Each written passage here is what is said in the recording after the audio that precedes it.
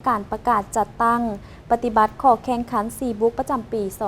2024ของเซ้าหนุ่มภาคฐานแผนกการเงินนครหลวงจันทร์มีผลสำเร็จในหลายด้าน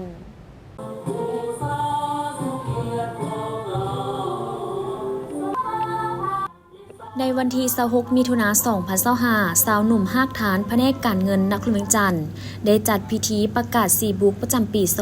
2024โดยการเข้าร่วมของท่านหุ่มแพงศรีสมบัติเลขาคณะบริหารงานสาวหนุ่มประชาชนปฏิบัติลาวนครหลวงจันทร์ท่านเวียงสาลีอินทพรมหัวหน้าแผนกการเงินนครหลวงจันทร์พร้อมด้วยสมาชิกสาวหนุ่มเข้าร่วมในพิธีท่านสุริเดชสุวรรณจุ่มคำเลขาคณะบริหารงานสาวหนุ่มประชาชนปฏิบัติลาวภาคฐานแผนกการเงิน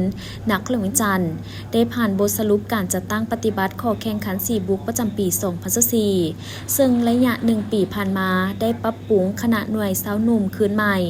สร้างให้หน่วยสาวหนุ่มมีความนักแน่นเข้มแข็งทางด้านปริมาณและคุณภาพได้เป็นเจ้าการติดตามสุขยุมหาชนก้าวหน้าดีเด่นในการปฏิบัติเวียกงานเสนอขันเทิงพิจารณาเหียนสนับสนุน7ทานเฮียนกฎระเบียบภาค2ทานและเข้าเป็นสมาชิกภาค3ห้อง3ทานได้เอาใจใส่กวดกาการจัดตั้งปฏิบัติขอแข่งขัน4บุ๊กสามารถจัดแบ่งประเภทหน่วยสาวหนุ่มได้ประเภทหน่วยแข็งทั้งหมด5หน่วยมีสมาชิกประเภทแข็ง166ทาน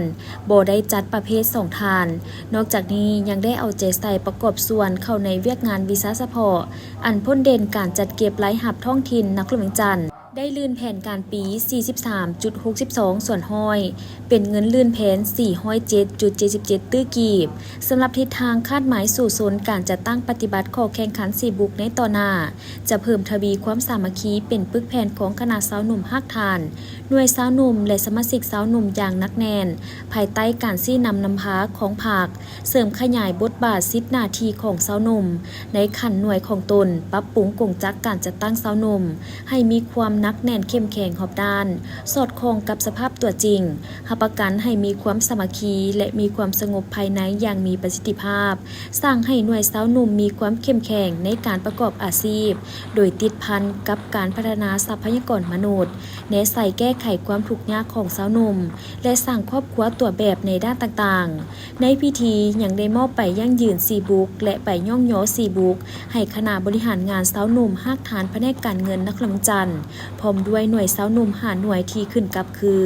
หน่วยสาวหนุ่มแขนงจัดตั้งบริหารกวดกาบัญชี